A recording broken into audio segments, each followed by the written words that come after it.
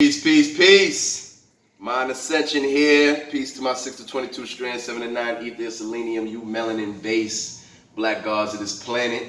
Right now, we in a cut right now, you know what I'm saying? We in a nice little spot, and I'm here with the brothers. They're in their Amun energy. They hidden behind the camera, but we definitely wanted to do this video for y'all, and basically they're just gonna shoot out some questions and we're gonna get right into it. My usual brother, one of my top students here, you know what I'm saying? The Black Light Order, you know, Brother Moon, all that good stuff. You know, try not to touch it too. Oh, make sure that your finger is not on the speaker. Yeah. And right, so you know it's not on the speaker. Right? Also trying to, trying to make it clear, but it's not coming out super clear. Just leave it alone. Let it do what it does, brother. Well, there it goes, actually. Okay, just leave it alone. Let it do what it does, bro. Well, if it comes out whatever way, who cares? It's about the information. Absolutely. It's about, can y'all hear me? That's what's most important. That's why I want to make sure his finger's not on the speaker like the other brother did last time. As long as y'all can hear me, that's what's most important. Y'all don't need to see my ugly ass face. That's the least of y'all concern right now. We want the information, we want questions getting answered, and we want in-depth and detailed aspects and techniques, so on and so forth. So, you know, I don't know. I never know what's going to be asked. I never have a set plan. I'm never organized. I love being quote unquote random and letting things come from the subconscious. So this is why we do it like this. We pick random settings. We just shoot based on how we feel and based on in the moment of the brothers and the students or whoever I'm with at the time. And then we just let it go and we let it flow. So my brother. Yes, sir. I wanted to ask you because we was going into it a little bit the other day. But we didn't exactly finish that conversation. I'm sure there was a lot more to it. But long story short, I was very interested in the dreaming aspect and how we dream, the levels of dreams, how we can stimulate our dreams, and what do our dreams mean, basically. Okay, now I'm not gonna lie. A lot of that stuff is really on a consultation level, because I don't want to give y'all too much that actually, you know, is part of something that is a process. Because I'm not gonna lie, I have a couple of people right now that I do consultations with, and one of them, and she knows who she is, right? And she's probably gonna be, you know, at one time she wasn't dreaming at all, you know, and that's a big thing, especially for the feminine, because the feminine is the conduit between both realms. So that's very important. And to be honest with you, I don't think anybody really doesn't dream. I just think we become disconnected from the bridge between knowing our dreams and realizing we're in the dream, so on and so forth. So when we wake up, we actually quote unquote forget the dream, not that we didn't dream, because every time you go to sleep you're going somewhere. There's no such thing as nothingness. The same way that they try to say there's parts of space that's just nothing, there's no such thing. Even an empty box is full of molecules, atoms, electrons, all of this stuff, and there's no such thing as emptiness. So just like there's no such thing as emptiness anywhere in existence, there's no such thing as your subconscious or your consciousness not traveling anywhere when you're quote unquote asleep. It's just that you don't remember when you're awake. That's all that is.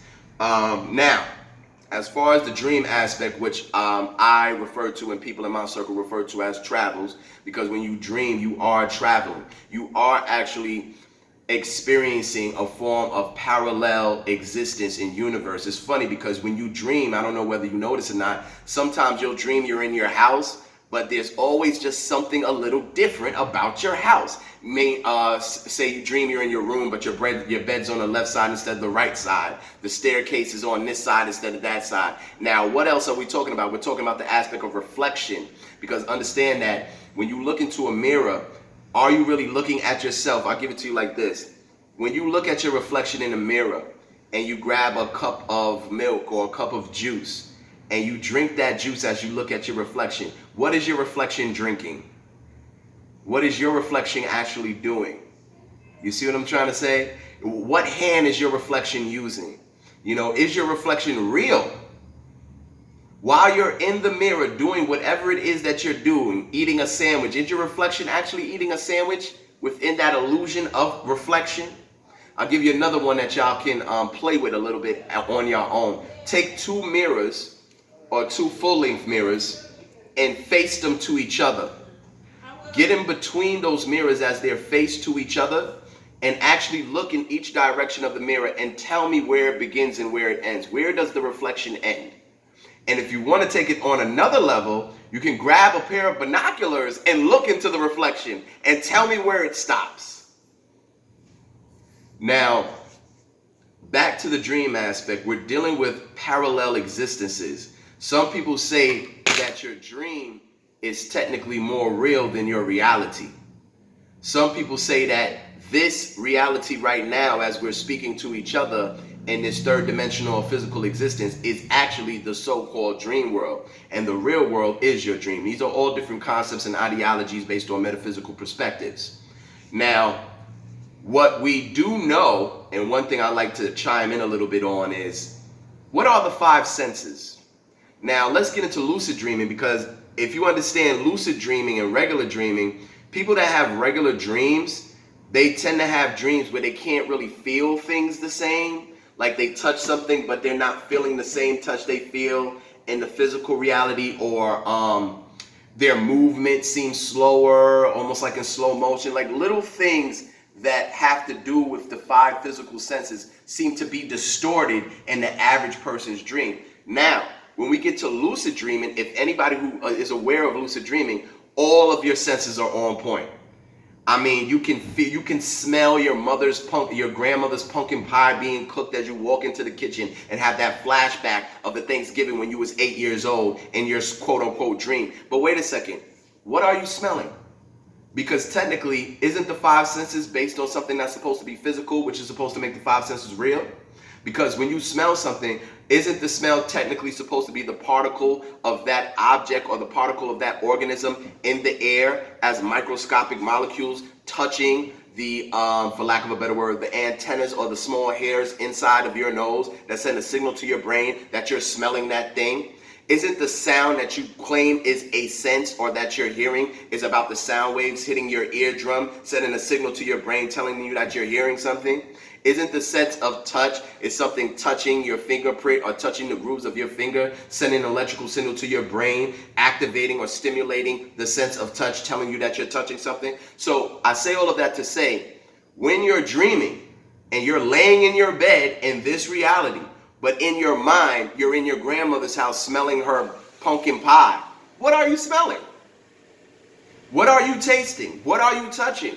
Because technically you're not physically doing any of those things in the third dimensional world that you're sleeping in, but yet you smell it clear as day in your dream. You feel it clear as day in your dream. Some of us have had intimate relations in our dream where we literally can feel the skin, the touch, the penetration, the sensation of a body to a body. Where does this come from? What is this actually? Now, some people don't feel this stuff because they're not at the height of lucid dreaming. Some people only are able to visualize the what they're seeing, but their senses are not up to par. Now, why is that? How we get to lucid dreaming is basically focused on the pineal gland. There are specific pineal exercises that we can do to actually open up the pineal gland and actually become more susceptible to the travels to where we can experience things at a heightened sense of our so-called five senses. Because to be honest with you, there is no five senses. There's only one sense, and that's the sense of touch. Because all your five senses is based on being touched. The only reason you can see is because photons is hitting your iris. The only reason you can hear is because sound waves is hitting your eardrum. The only reason you can smell is because particles are hitting the hairs within your nose, sending a signal to your brain. So everything is based off touch. There's no such thing as five senses. Now, if that's true, then that also means that what are we actually hearing and seeing and tasting in our dream if everything's based on touch? So now that eliminates what I just said and lets you know that the senses are an illusion altogether and based on your brain connecting to, based on your mind dictating your brain and the electrical signals being sent between your neurons telling you what you're doing or what you're tasting. So what am I really saying? I can stimulate a part of your brain either electronically or physically and make you feel that you ate. Make you feel that you're having sex. Make you feel that you're somewhere else. By the way, this goes into hypnotism. This is why, if you notice, when you watch certain shows or watch certain movies and they hypnotize somebody, they can make them feel like they just got set on fire. Because when I manipulate a portion of your brain, I manipulate a portion of the electrical signals that's being sent that give you the message that say you're on fire. because everything is only a signal with a message. Now I could go into something else, which is when we look at martial arts, and we look at monks, and we look at high priests, and they're able to put their whole hands through bricks and through concrete. Where does this come from? You see what I'm saying? What makes them capable of this, but the average human is in so much pain when they try to break a brick or they try to punch a wall? You see what I'm saying? Because they are mastering the left side hemisphere of their brain that dictates the signals of the so-called five senses, or the electrical signals between the neurons in that brain, either slowing them down, speeding them up, or stopping them and manipulating them completely to feel something else differently. Now, I will give you one technique for the pineal gland to actually open it up more. One thing, you know what's also great? I have to always say this because children are our gateway. If you notice, children love to hum. They'll be eating. Children have this thing that they do things unconsciously, and only until we study later on we figure out that these are things connected to spiritual things and spiritual, physical, anatomical sciences. Humming actually vibrates the middle brain. When you close your mouth, now once again, understand your bones are tuning forks. Your entire skull is almost like a tuning crystal. Your teeth are small tunings, almost like keys to a piano. Your arms, your limbs, the bones in your body are like tuning forks you bang like that. So I say that to say that when you close your mouth and your jaw and you stick your tongue to the top of your roof of your mouth and you begin to hum a certain rhythm, you vibrate the entire cranium. And when you vibrate the entire cranium, you actually stimulate the pineal gland. Now, simultaneously while you're humming, you want to take deep breaths through your nose. When you breathe through your nose, you're sending oxygen to the brain. Once you send oxygen to the brain, you stimulate the brain, simultaneously stimulating the middle brain, which, by the way, your glands are sitting in. Your pineal gland, your pituitary gland, they're sitting in the middle brain. Now, I ain't gonna lie, this chair is a little uncomfortable. Now, the combination of that deep and slow breathing through the nose combined with a high humming. Now, I'll just give y'all what I do. I'll go.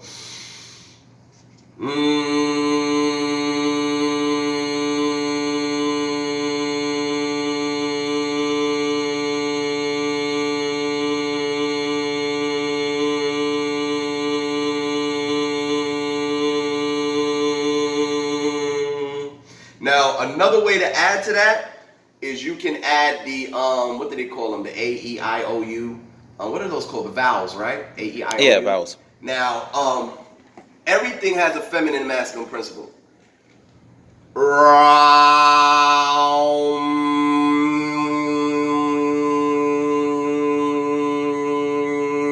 is the masculine principle.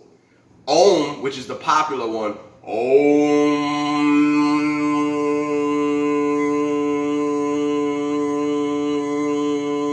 Now, if you listen to the tone that's going wee-oh, wee-oh, basically what I'm doing is I'm rotating the tone inside of my jaw. And I'm using my tongue to basically move the tone around my jaw, which gives it that different sound, which makes it sound like I'm going up and down, but really it's the tone being trapped within, it's almost like creating an acoustic in your mouth. And it's the tone being trapped in there that travels around the mouth and vibrates the whole cranium and the whole skull. So these are different things that help to stimulate the pineal gland and open it up. Now, I'll tell you this one last thing that I like to do, and I'm gonna leave that at that. I don't want to give y'all too much. Pay for a goddamn consultation. In combination with that, what I like to do is plug my ears. All of y'all do this right now. Now, first, do a quick one. You can feel the vibration. Now plug your ears and do that and tell me the difference. You're gonna know that.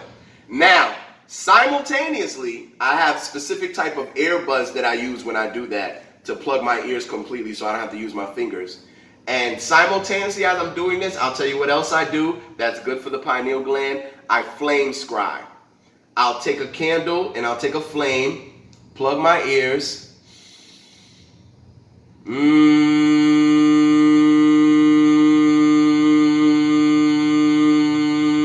I'll stare right into the flame. Don't stare at the candle. Don't stare at the wick. Stare at the whitest part of the flame. It's funny because the longer you do this, you'll actually notice that the flame starts moving towards you. Almost like a magnetic pull to the flame, but that's a whole nother subject. All these things together will open up your pineal gland. And if you practice these things on a daily basis, I guarantee you, within maybe a week of practicing this daily, no less than 15, 20 minutes minimum a day, your dreams will become so lucid. And lucid just means they'll be more realer. You'll feel everything, you'll smell everything, you'll taste everything. You'll realize you're in a dream. You'll realize it, and you'll be able to manipulate that dream from within the dream, okay? Also, after a while of this practice, amongst other practice, you'll be able to receive visions and be able to receive messages in your dream. I'm just using this, but I don't like to talk personal things. But I remember I received a message from my grandfather in one dream. I'm not going to go into that, but another message I received in one travel. I was in almost like a concentration camp, but the concentration camp was co-ed. It wasn't separated, which was quite interesting. And then they gave me like my paperwork in the concentration camp, and I found out that I was not Chickasaw, but in my paperwork it said that I was Blackfoot. And then come to find out later on, my grandfather is Blackfoot, Native American. So certain things will be shown in your dreams and be given to you. I had a lot of things. I'm just using that one. But certain things will be shown and given to you in your dream. And then after you get out the dream, you can go look it up, research it yourself, and you'll find out that it's true. You know, because your travels is the bridge and the gateway between realms where all answers is. It's no different from your conscious and your subconscious. Your subconscious is constantly recording while you're sleeping, while you're awake. As we're talking right now, anything I hear outside of that door is recorded in my subconscious, whether I'm paying attention to it or not. Your conscious is not 24/7 because there's certain things you cannot do unless you are quote unquote awake, up, able-bodied. I can't read a book unless I'm able-bodied, but I can listen to music and tones whether I'm asleep or awake because my subconscious is recording it 24/7. So I say that to match the world. This world is the conscious. The world you travel in that you call your dreams is the subconscious world, or what they also like to call it, the not the ghost realm, but the spirit realm. The spirit realm is 24/7. As we speak right now, there could be entities in this room with us right now this second. But only until we go into the spirit realm or when we fall asleep will we be walking and talking with those entities, and we'll say, yeah, I saw this guy in my dream, never saw this guy before. But that guy could be a spirit right now sitting amongst us. You know, and I'm just using this stuff as examples to get y'all to understand what I mean. The body is a conduit in itself. The body is electromagnetic. The body is full with water.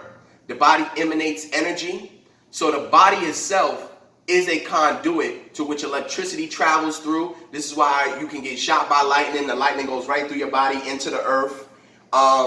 You are already a conduit. This is why women are 10 times more, have an easier aspect or easier ability to be able to sense so many things and travel between those worlds because she's already in the magnetic structure as the feminine.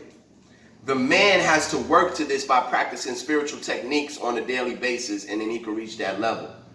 But bottom line, your travels are part of your reality. Your travels is actually you physically experience, I guess that would be the wrong term, but I'm going to still use it, would be you physically experiencing your subconscious directly. Now, you mentioned something about symbols.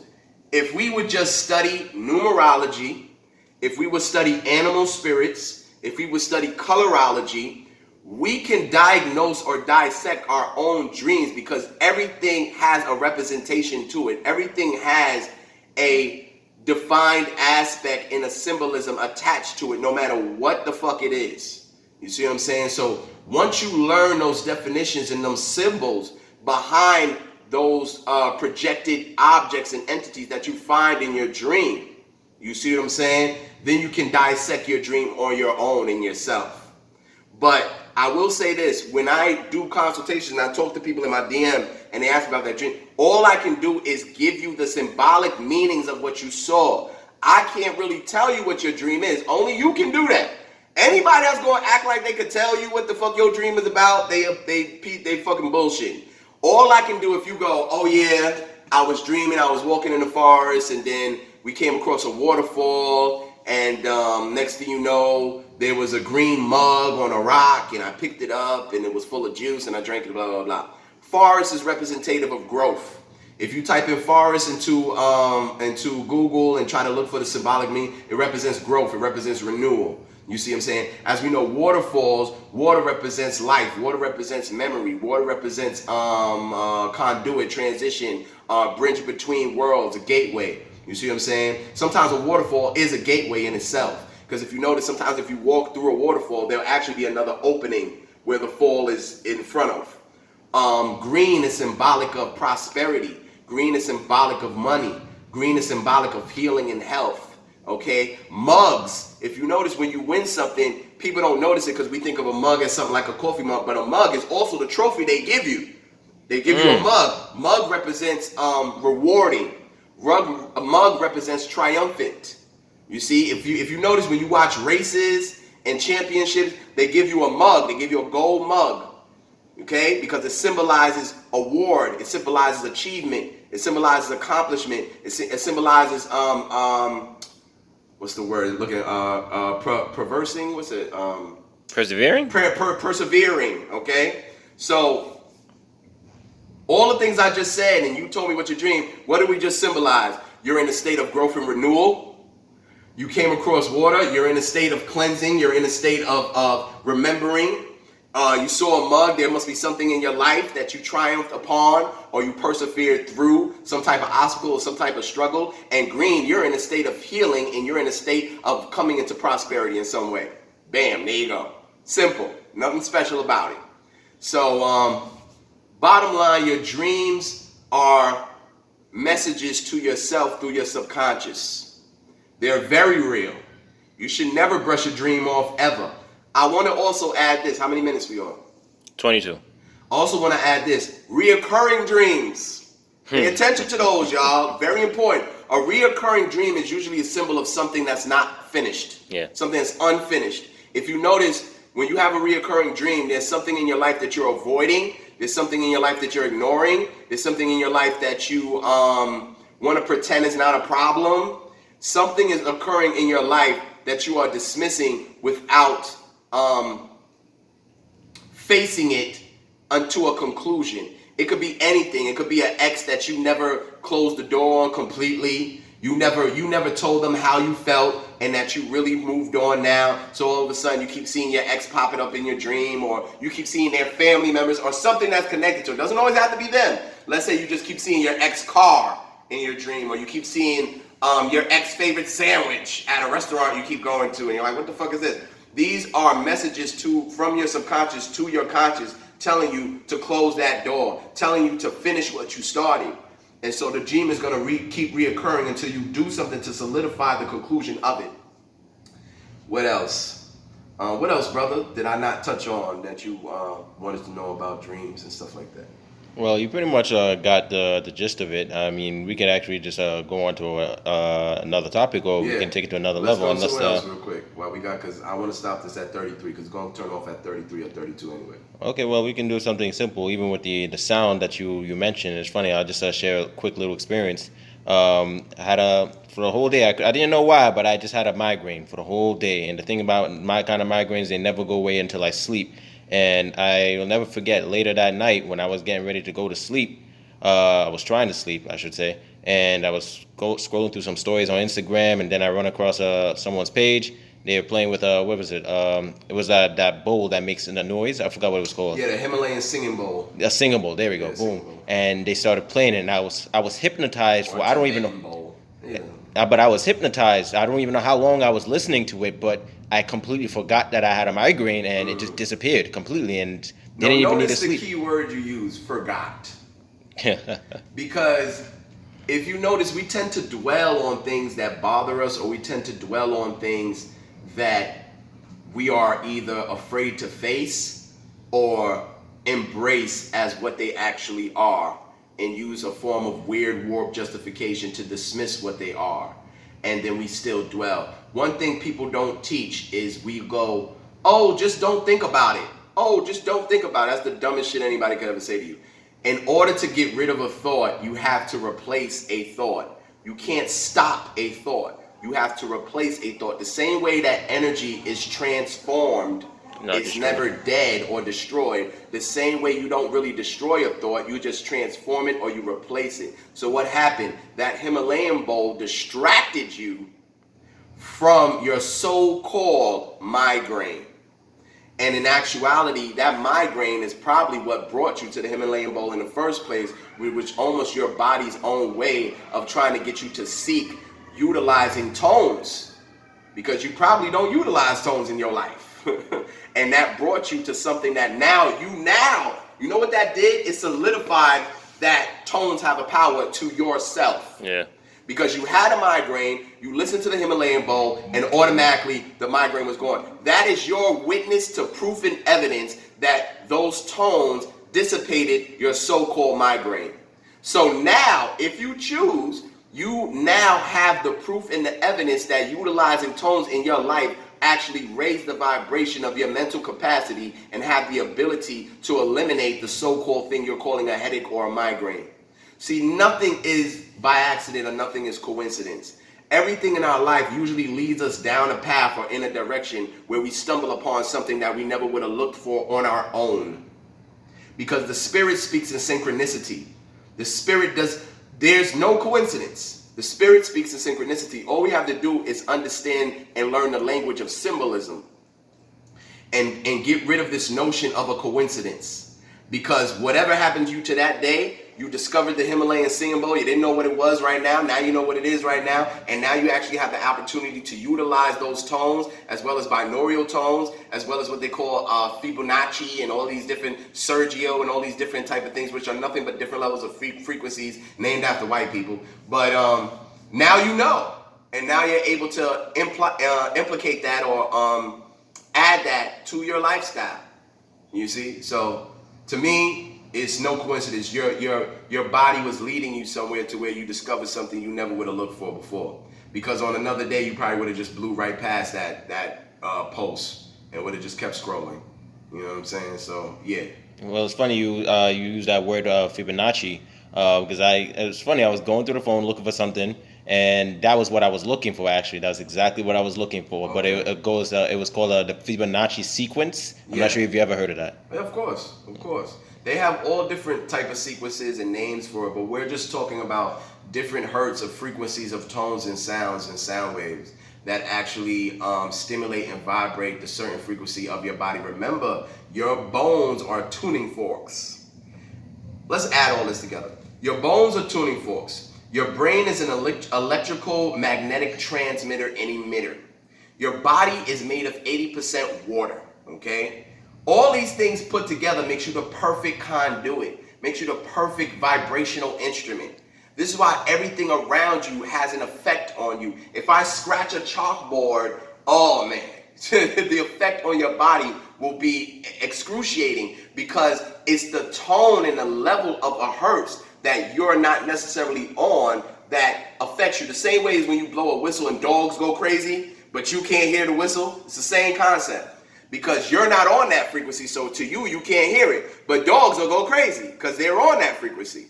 So, and it also, it's funny because as you were going through that list, I was also going to say the initiation to all of that, as far as the vibrations and all, is actually, you said the first thing you said, you take a deep breath, and it's initiated by the element of air. Ah, yes. Well, by the way, not only is it initiated by the element of air, but your breath is also a form of fire, because remember, as you breathe deep into your lungs, you actually create a thermodynamic perspective or a thermodynamic aspect, because remember, there's ether in the air that you breathe. Ether is almost like a form of fire, but it's not fire, it's a combination. That's why if you notice when you see certain how would you say, depictions of the elements, they'll always say the fifth element, which is ether.